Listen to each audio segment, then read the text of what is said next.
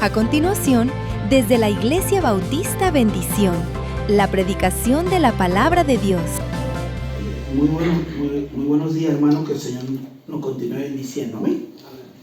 Realmente gracias, hermano, es un compromiso uno pararse en este lugar y predicar la palabra del Señor, porque no es palabra de hombre, es el consejo de Dios que transforma nuestros corazones. Y estoy un poco nervioso, hermano, te lo confieso, estoy un poco nervioso y pido que sea el Señor ministrando a nuestras vidas. Amén. Vamos a estar de pies. Amén. Vamos a estar de pies y vamos a buscar en Lucas, su capítulo 13. Es una historia muy conmovedora, hermano. Dios ha puesto en mi corazón compartirlo. Y Dios va a ministrar a nuestras vidas. Amén. Lucas, su capítulo 13. Vamos a leer del verso 10 solamente al verso 13. Pero toda la enseñanza lo vamos a desarrollar hasta el verso 17 con algunos textos bíblicos paralelos con el propósito que podamos comprender la enseñanza. Amén. Leemos en el nombre de nuestro Salvador Jesucristo. Enseñaba Jesús en una sinagoga en el día de reposo. Y había allí una mujer que desde hacía 18 años, pongan atención a esto, hermano, desde hacía 18 años tenía un espíritu de enfermedad. Y andaba encorvada y en ninguna manera se podía enderezar. Verso 12. Cuando Jesús la vio, la llamó y le dijo: mujer, eres libre de tu enfermedad. Y puso las manos sobre ella, y ella se enderezó luego y glorificaba al Señor. Que el Señor añada bendición a su palabra. Amén. Pueden sentarse.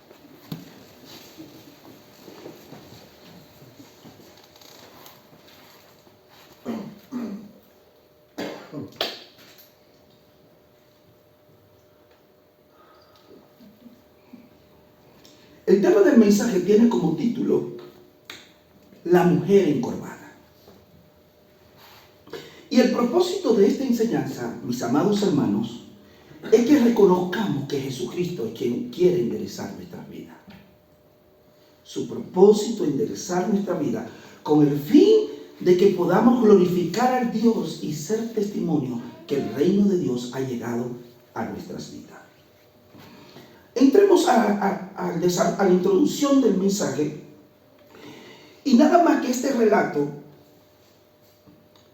solamente sale en el libro del Evangelio según San Lucas. Y justamente Lucas el médico es quien hace referencia. Y vemos cómo el médico Lucas nos narra uno de los encuentros y sanidades que Jesús hizo a una persona que padecía una enfermedad extraña, muy extraña. Dice la Escritura que esta mujer padecía de una enfermedad en su columna vertebral que la tenía encorvada desde hace 18 años. Y fíjese, Lucas no dice aproximadamente, da un número exacto: 18 años.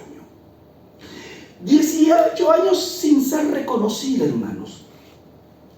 18 años sin ver a las personas a los ojos, ignorada, aislada, abandonada, mantenida en esta postura por 18 años, sin tener la posibilidad de mirar hacia el cielo, levantar sus manos.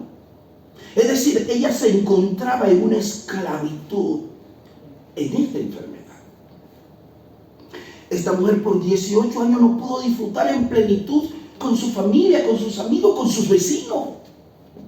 Y eso es lo que a veces sucede, hermanos. Las enfermedades nos atan, nos agobian, nos quitan el propósito de vivir, de soñar. Así se encontraba esta mujer. Ahora bien, la palabra de Dios no nos dice su nombre. qué tribu pertenecía. Simplemente nos habla de esta terrible enfermedad que esta mujer padecía. Como dice el texto, y como cualquier otro sábado, es decir, el día de reposo, ella va donde siempre iba, a la sinagoga, a escuchar la ley de Dios, sin saber que ese día iba a ser un día especial en cual la mano sanadora de Jesucristo la iba a tocar y la iba a sanar. Esta mujer, en medio de su enfermedad, es maravilloso la constancia, la persistencia de esta mujer, que en medio de su enfermedad nunca dejó de asistir a la sinagoga. Nunca. Iba constantemente a la sinagoga. Con su enfermedad no fue obstáculo para escuchar la ley de Dios. Recordemos, hermano, que la sinagoga era muy diferente al templo. En el templo se hacían los sacrificios, se celebraban las diferentes fiestas del pueblo de Israel, mientras que la sinagoga era un lugar que se ubicaba en las regiones donde el pueblo se reunía a escuchar y a ser enseñado con relación a la ley que Dios estableció. Allí se reunía todo el mundo, hombres, mujeres y enfermos. De hecho, según la costumbre, delante se sentaban los hombres, su costumbre. Detrás las mujeres y a los lados se sentaban los extranjeros o los enfermos. En medio de esta historia que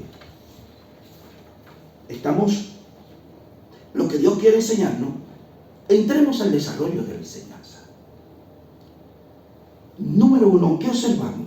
Del verso 10 al verso 11, volvemos a leerlo, escuchemos. Estaba Jesús en una sinagoga en el día de reposo, estaba enseñando. Verso 11. Y había allí una mujer que desde hacía 18 años tenía espíritu de enfermedad y andaba encorvada y en ninguna manera se podía enderezar. Cuando Jesús la vio, la llamó y le dijo: mujer, eres libre de tu enfermedad. Notemos que el texto inicia que Jesús estaba enseñando. En Lucas, su capítulo 4, su verso 36 nos dice: y estaban todos maravillados y hablaban los unos a los otros diciendo: ¿qué palabra es esta que con autoridad y poder manda a los espíritus inmundos a salir? No había nadie que enseñara con tanta autoridad como Jesús. No existía. En la sinagoga, como dije, era el lugar de asamblea donde se reunían para estudiar el Torá. Era un día de reposo. No era un día, era un día especial de la semana para el pueblo de Israel, para los judíos, ya que ese día se reunían dedicado al Señor para estudiar la Escritura y meditar en las cosas del Señor. Pero esta mujer desconocía que ese día era un día especial para ella. El día de reposo es Cristo en nosotros. La palabra día de reposo era descanso. Y Cristo vino a ser nuestro reposo. Cristo es nuestro descanso. Por eso dice en Mateo su capítulo 11, su verso 28: venid a mí todos los que estéis cargados y cansados, que yo os haré descansar. Cristo es nuestro reposo, mis queridos hermanos. Cuando nosotros venimos a Jesús, cuando echamos nuestra carga sobre Él nos da descanso, Él nos da reposo. Ahora bien, notamos que nos llama la atención de esta mujer. La Biblia dice que padecía una enfermedad. Y lo vamos a estar viendo. Que no era una enfermedad común. Era una enfermedad física, pero afectado en el mundo espiritual. Repito, era una enfermedad física, pero su raíz era espiritual. Hermano, ¿qué quiere decir eso? ¿Que hay enfermedades que son causas espirituales de demonios? Sí, mis hermanos. Sí. Y lo vamos a estar viendo. El término enfermedad viene de una palabra, una raíz que es debilidad, fragilidad. Nosotros nos enfermamos porque nuestro cuerpo se hace frágil, débil. Y escucha esto que voy a decir. Por favor, entiendan. La enfermedad se originó por la caída de hombre. Repito. La enfermedad se originó a raíz de la caída del hombre, del pecado. Cuando usted va a Génesis y estudiamos Génesis, por ningún lado y concepto sale la palabra enfermedad. A raíz del pecado de Adán, nosotros los seres humanos nos volvimos frágiles y débiles. Por eso viene la enfermedad. Por eso es, como estudiábamos anteriormente, esta mañana, el hermano Polo hacía referencia que allí no habrá enfermedad. Dice que allí no habrá ni llanto, ni dolor, ni enfermedad, ni muerte. ¿Sabe lo que nos está diciendo el Señor? Que estas 4 características es la consecuencia del pecado. La muerte entró por el pecado. El dolor entró por el pecado. La tragedia entró por el pecado y la enfermedad entró por el pecado. Por eso es importante, amados hermanos, que nosotros intentamos el impacto de lo que es el pecado. El impacto. Y es triste, amados hermanos, que a veces algunos de nosotros, como creyentes, ignoramos el impacto de lo que es el pecado. Porque cuando usted y yo practicamos el pecado, le estamos abriendo puertas a Satanás. A Satanás. Repito, cuando Dios nos creó en Adán, en el huerto, en su lenguaje, nunca se habló de enfermedad, nunca se habló de estrés, nunca se habló de dolor de muela, nunca se habló de cáncer, nunca se habló de muerte. Dios nos hizo perfectos. Y cuando estemos en el cielo, no habrá nada de eso. Volvemos como éramos en el principio. Seguimos, hermano. Andaba encorvada, es decir, doblada. Se habla aproximadamente como unos 90 grados. Corvada.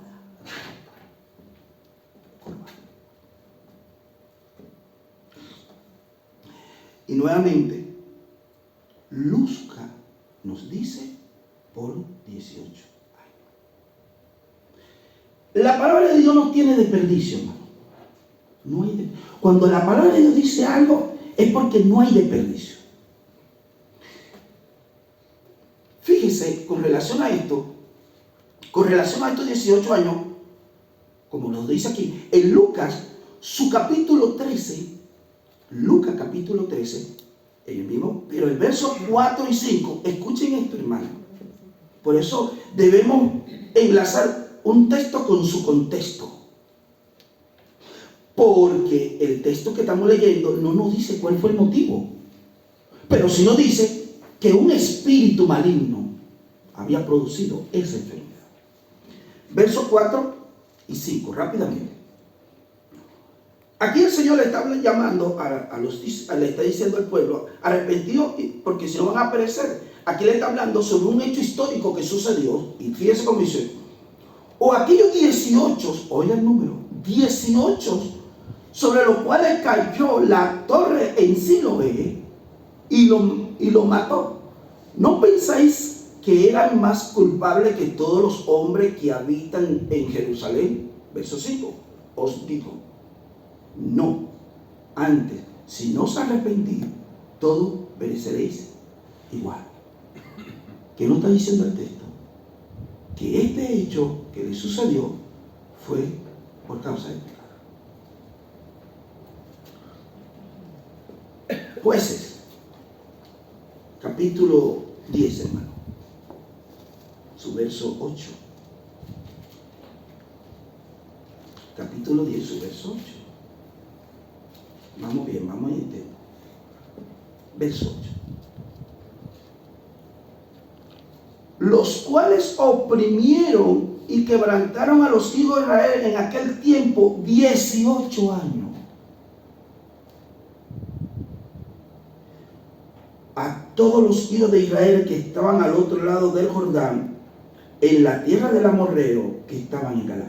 Aquí nos habla de estos pueblos enemigos oprimieron a Israel por 18 años. ¿Y cuál fue el motivo que el pueblo de Israel cayó oprimido? Por la desobediencia, por el pecado.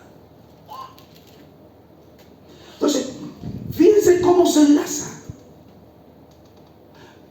De una manera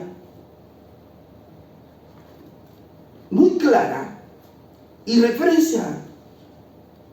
Su palabra nos dice que el motivo por el cual esta mujer estaba así y que había un demonio era por el pecado.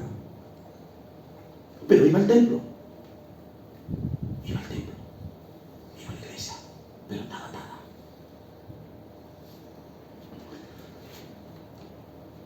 La versión indica, jorobada, indica un espíritu malo. Hay una versión que dice un espíritu malo la había dejado así. Otra versión dice tenía una enfermedad causada por un espíritu, es decir, por un demonio. Causada por un espíritu. No lo digo yo a la iglesia, es la palabra. Por eso estoy tratando, mi querido hermano, de ir a la escritura, a la palabra, para que podamos entender el mundo espiritual. Por eso Pablo dice, porque no tenemos lucha contra carne ni sangre, sino contra principados, contra potestades, contra gobernadores de las tinieblas, contra huestes espirituales de maldad en las regiones celestiales. Por eso el apóstol Pablo nos dice, no deis lugar al diablo.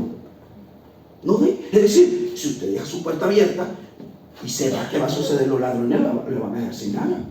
Es lo mismo. En el mundo espiritual nosotros dejamos puerta abierta por conducta, actos, acciones, hechos. Puerta abierta, viene Satanás.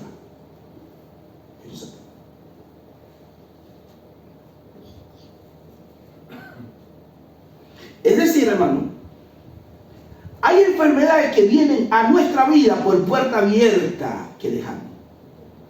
Es decir, pecado no confesado. Eso es puerta abierta para que Satanás produzca enfermedad que nos paralice y nos impida vivir la vida victoriosa en Cristo. La vida victoriosa. La vida victoriosa.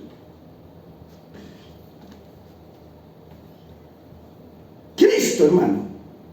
Escuchen esto. Cuando viene a nuestra vida, viene el reino de Dios a nuestra vida. El reino de Dios. Por eso cuando Jesús predicó y los evangelios nos habla el reino de Dios se ha cumplido, el reino de Dios está en vosotros, el reino de Dios. ¿Qué es el reino? El señorío de Cristo en nuestra vida. Es decir, cuando nosotros andamos en el orden de Dios y el señorío de Cristo está en nuestra vida, no significa que no nos vamos a enfermar, sí. Pero no será por espíritu que tome. La palabra reino es señorío de Cristo en nuestra vida. Es el señorío. Y internalizamos esto, hermano. La vida cristiana es Cristo en nosotros. El reino de Cristo en nosotros. El reino de Jesucristo en nuestra vida.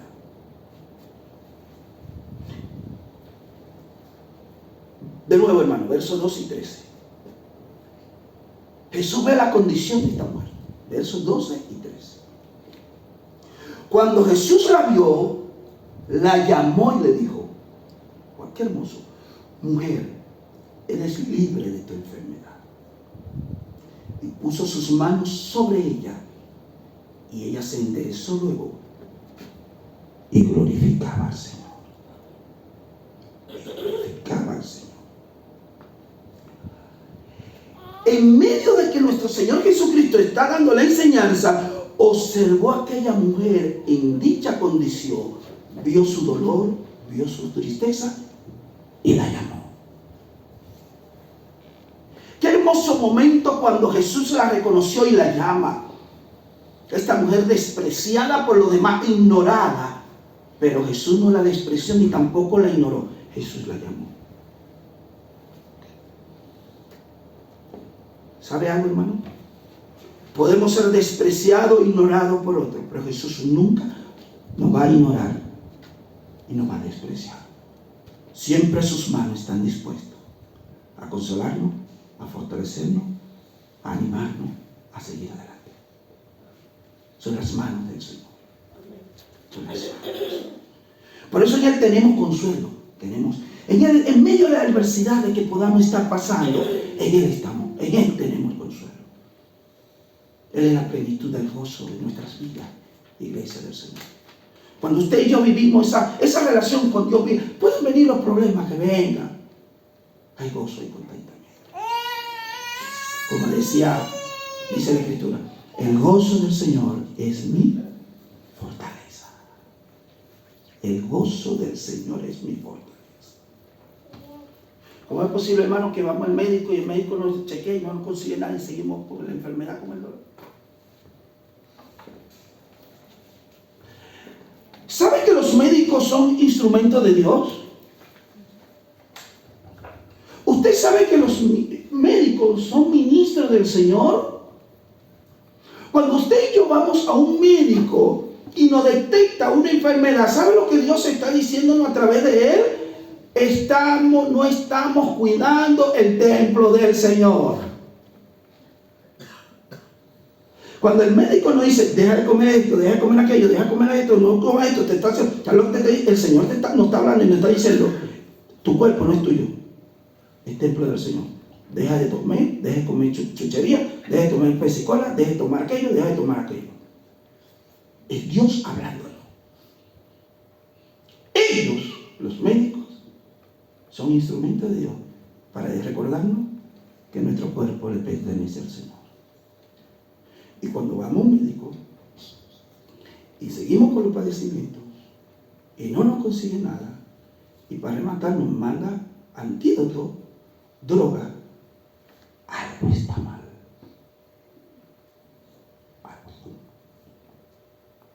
No es normal.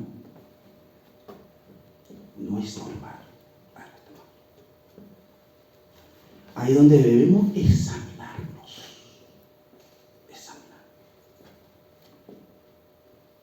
No solamente la llama, sino que coloca su mano sobre ella. Es el toque del Maestro. Es el toque del Salvador en la vida de esta mujer. Hoy muchos de nosotros necesitamos el toque del Maestro. Señor, tócanos. Tócanos. Sánanos. Libértanos. Abre nuestros ojos para ver tu gloria. Jesús no hace una oración larga. Simplemente Jesús hace una declaración. Solamente una declaración. ¿Sabes cuál fue? Mujer, eres libre de tu enfermedad. Mujer, eres libre de tu enfermedad. La mujer se enderezó, fue sanada y al instante que hizo, glorificó a Dios. Esta manifestación de gozo es producto y señal del reino de Dios se ha acercado. El reino de Dios se manifiesta en señales y prodigios, iglesia del Señor. En señales y prodigios. Por eso vemos cómo en el ministerio de nuestro Señor Jesucristo había milagros, sanidades, porque era evidencia y el pueblo de Israel lo decía, el reino de Dios está en medio de nosotros. Por eso los apóstoles, cuando predicaban y salían, había señal y prodigio, porque era señal de que el reino de Dios ha venido. ¿Ustedes no se dan cuenta, hermano, cuántas personas cercanas, familiares, se han convertido por un milagro? Y algo maravilloso. Necesitamos pedirle al Señor, por su misericordia, que manifieste con señal y prodigio que el reino de Dios se está acercando. Que el reino de Dios se acercó. Fíjense lo que nos dice en Lucas, su capítulo 10, su verso 9. Sanad a los enfermos que en ellos haya y decirles, se ha acercado a vosotros el reino de Dios. La sanidad es señal de que el reino de Dios está. Cuando usted y yo vivimos una vida sana, significa que el reino de Dios está en nosotros. Que no nos enfermamos puntualmente, sí. Milagro, nos enfermamos puntual, punto. Más nada. Por la misma fragilidad, claro. Pero un creyente constantemente enfermo, hermano. Constantemente, hermano. Constantemente. Iba al médico y no le conseguía nada. Y dolores conyugales, dolores por aquí, dolores por allá. El proverbio dice que el corazón alegre soportará la enfermedad, pero ¿quién soportará un alma angustiada? ¿Quién soportará un alma angustiada? Cuando uno vive en angustia, hermano, eso produce una tensión, y comienza a haber dolores en la coyuntura, en los nervios. ¿Y qué hace el médico? Te manda pastillas. Pero un problema espiritual.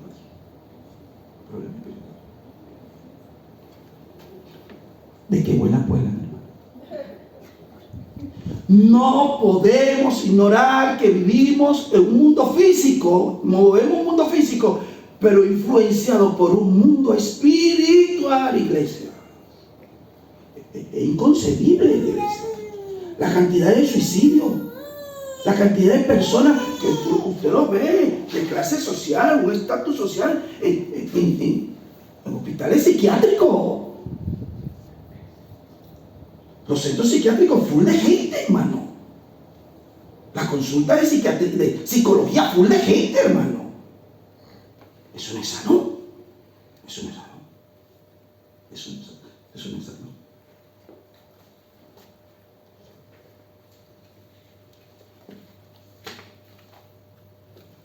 Llevamos el tiempo, hermano. El reino de los cielos, hermano, no consiste en palabras, sino en poder. 1 Corintios 4:20. No consiste en palabras, sino en poder. Manifestación de poder. Es el reino. Y es allí donde nosotros, como iglesia del Señor, necesitamos volver al Señor y decirle: Señor, manifiesta tu reino. Porque ¿cómo vamos a conquistar a nuestros vecinos, a nuestros familiares, a nuestros amigos? ¿Cómo? Con pura palabra, con todo respeto. Es manifestación del poder de Dios. Del poder de Dios. El principal de la sinagoga, aquí viene el religioso. El principal de la sinagoga, verso 14 al 16. Pero el principal de la sinagoga, enojado de que Jesús hubiese sanado en el día de reposo, dijo a la gente: 6 días hay en que se debe trabajar en esto. Pues venid y sé sanado, y no en el día de reposo. Entonces el Señor le respondió y dijo: hipócritas, cada uno de vosotros no desata en el día de reposo su buey y su asno y del pesebre y lo lleva a beber. Verso 16, pongan atención al verso 16. Lo que Lucas describió el motivo de su enfermedad, nuestro Señor Jesucristo lo confirma. Y esta hija de Abraham, ¿cómo dice? ¿Qué viene? Que Satanás había atado 18 años. No se debía desatar de esta ligadura en el día de reposo. Nuestro Señor Jesucristo confirma lo que Lucas dijo. Esta mujer estaba así por una atadura de Satanás. Repito, de que vuelan. De que vuelan.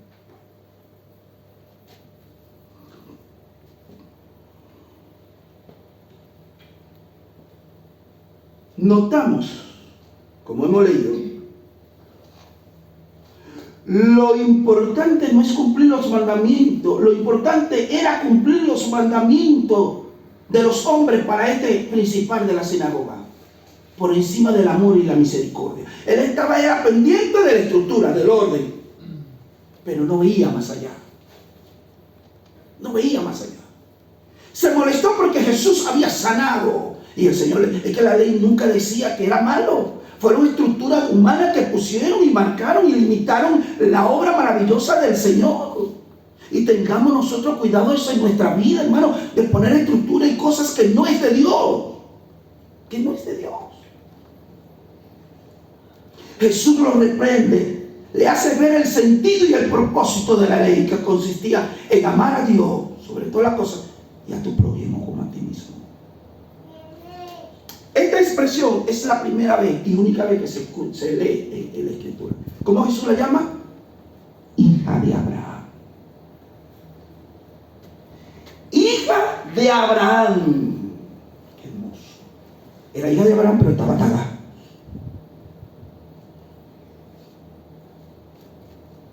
Hermano, era hija de Abraham, hermano Mario, pero estaba atada. Era hija de la promesa, pero estaba atada.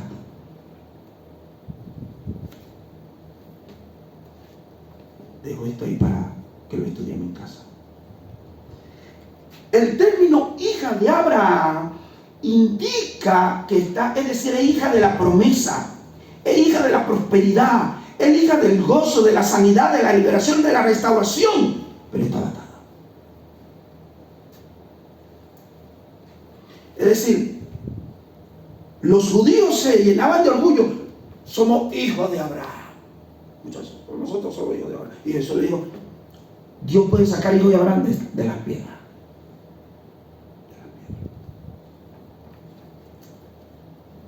Jesús nuevamente declara lo que Lucas dijo al principio sobre la causa de esta enfermedad, atada por Satanás. Obra de Satanás. Atada por Satanás. Iba a la sinagoga. Iba a la sinagoga, hermano Nacho, y estaba atada, pero iba a la sinagoga. Impresionante. Impresionante. ¿Por qué nos enfermamos? Allí tenemos esta respuesta, una de las tantas. Causa de algunas enfermedades por atadura de Satanás. ¿Qué nos dice Lucas 11:24? 11:24. Oiga, cuando el espíritu inmundo sale del hombre y anda por lugares secos, ¿buscando qué? Reposo. Hay otra versión que dice buscando dónde vivir. Usted sabe que los demonios son muy contrarios, muy diferentes a los ángeles. Los ángeles no posesionan a nadie. Los demonios son espíritus y necesitan físico, un cuerpo donde habitar. Oiga este texto. Buscando reposo y no hallándolo, dice, volveré a mi casa. ¿De dónde salí? El texto nos indica que el espíritu malo busca un lugar donde descansar. ¿Dónde descansar? ¿Dónde habitar? No necesariamente una persona en su vida que temore los demonios tenga un aspecto físico anormal de indigencia. Yo recuerdo una oportunidad a un señor gerente de una empresa, andaba en su carro último modelo y se lo chocaron. Un hombre bien vestido. El hombre llegó a la oficina como un energúmeno. Comenzó a golpearse la cabeza en la pared.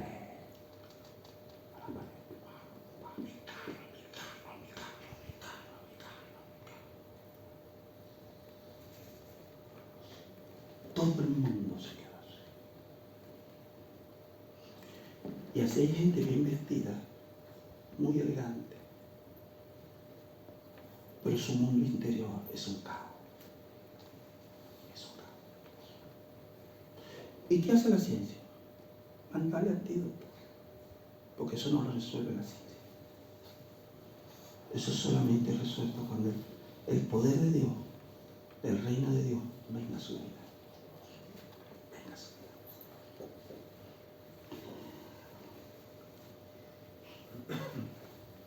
Ellos buscan dónde habitar. Ellos se camuflan. ¿Quiénes los demonios? Se camuflan. Escucha esto. Se adaptan de acuerdo a la cultura de los pueblos y la ciudad. Una cosa que me llamó la atención aquí, cuando yo llegué, yo dije, no, pero esto es hermoso. Esto no es como en América Latina. Oye, usted no ve gente mal vestido. Yo dije, Señor, aquí no hay gente endemoniada. Porque uno está acostumbrado a ver a gente endemoniada metido en la basura buscando. Y yo dije, Señor, ¿qué es esto? Y el Señor me ministró a través de un hermano español que vino a un taller conversando con él. Estábamos conversando un poco sobre esto y él dijo una palabra y el Señor me dijo, no piensa, Daniel, que aquí no hay gente endemoniada. Ve el nivel de suicidio, más que América Latina. Ve el nivel de gente metida en un psiquiatra, más que América Latina. Y ve la cantidad de personas buscando ayuda, psicólogos, más que América. Es decir, los demonios se camuflan a la cultura del pueblo y de la ciudad.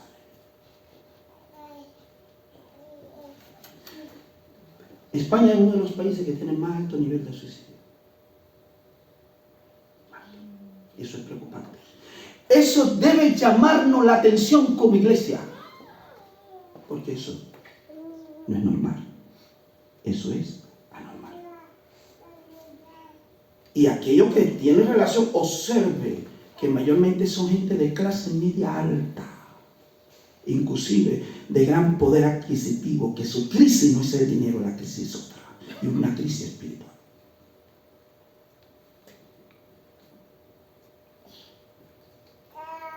Esto nos da indicio que algo anda mal en la sociedad,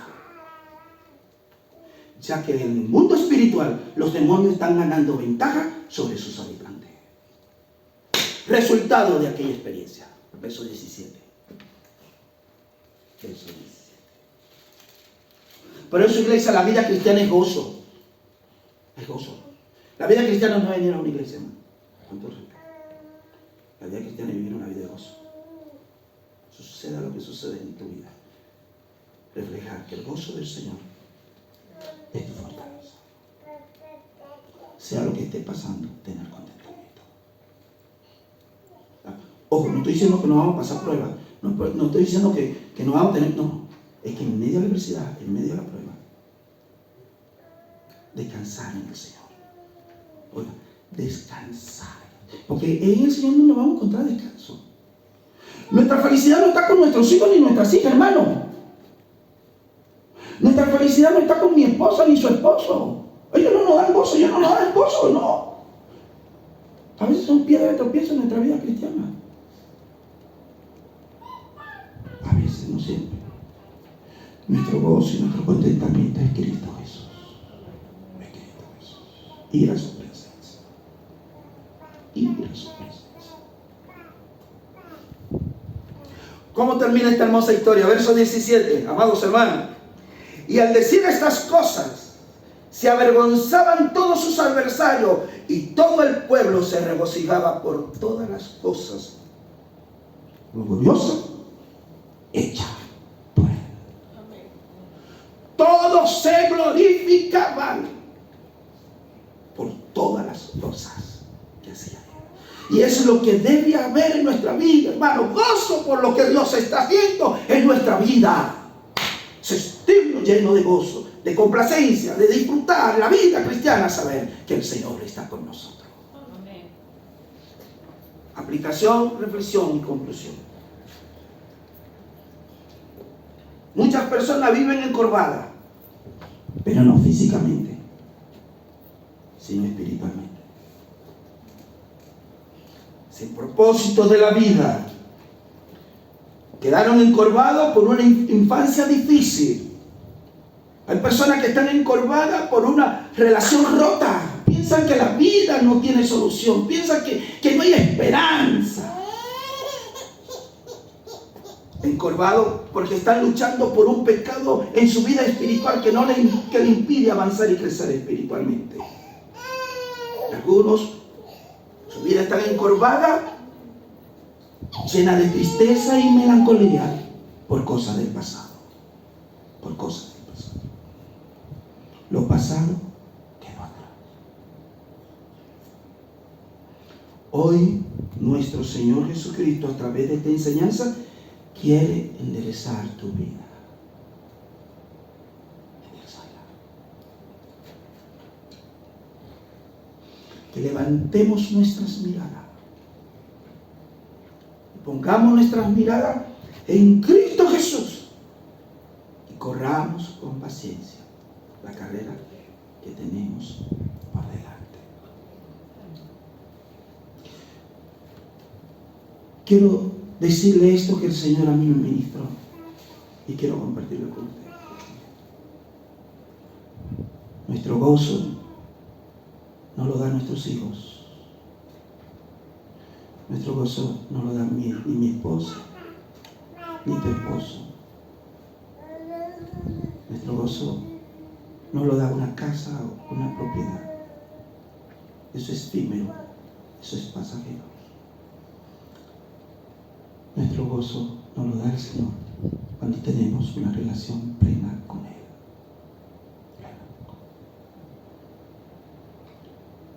He pasado momentos duros en mi vida, hermano. Y lo que me ha mantenido ha sido el gozo del Señor. El gozo del Señor. Incline su rostro allí.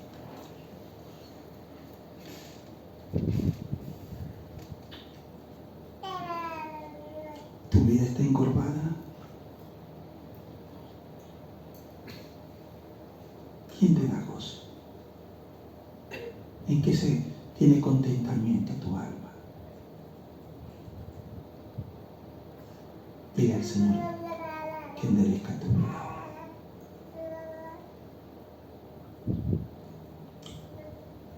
Si ha pecado, si está practicando un pecado que a Dios no le agrada, este es el momento de tú decirle: Señor, perdóname, perdóname, perdóname, para que pueda abrir tus labios y glorificar al Señor día y noche. El reino de Dios es Cristo. Y si Cristo está en ti y en mí, hay liberación, hay sanidad, hay restauración, hay gozo y hay paz y hay perdón de pecado. Levántate, avanza, ordena lo que tenemos que ordenar, deshacer lo que tenemos que deshacer y decirle al Señor: mi vida es para ti, para la gloria de tu nombre. Soberano Dios, he predicado tu palabra, tal como tú lo has puesto en mi corazón. A través de esta historia de esta mujer, tú nos enseñas a destruir toda obra de Satanás que nos lleva a estar enfermos. Te ruego, Padre nuestro, por medio de tu Espíritu Santo, vivifica esta palabra en los corazones de cada uno de nosotros.